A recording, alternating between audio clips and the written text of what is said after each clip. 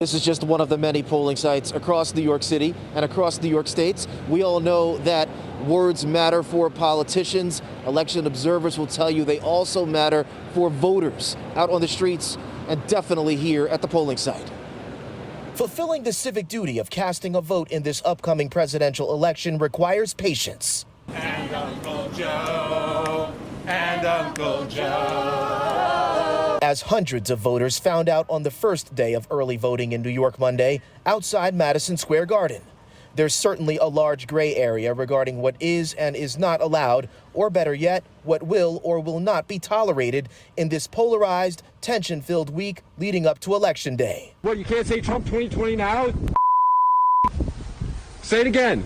Trump 2020. The worry is what happens when what we've come to accept as societal norms take a back seat to political impulse driven by raw emotion. Trump 2020. That applies to NYPD officers vocally endorsing President Donald Trump on the job over the weekend in Brooklyn, a move condemned by the police commissioner, and this.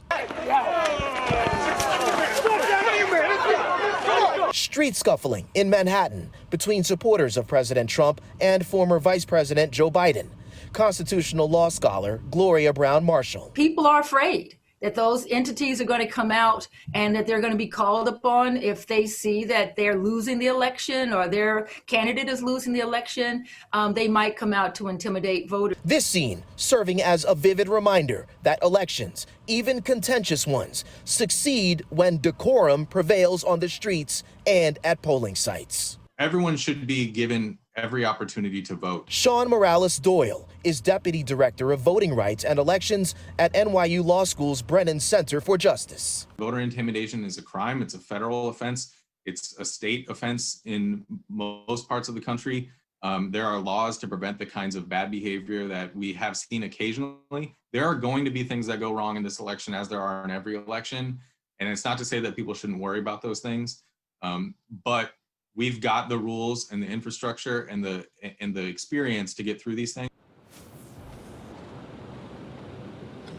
Morales Doyle adds that we should all be adopting that familiar phrase that we've come to use and rely on over the years. If you see something, you say something. If you see voter intimidation, be sure to report it.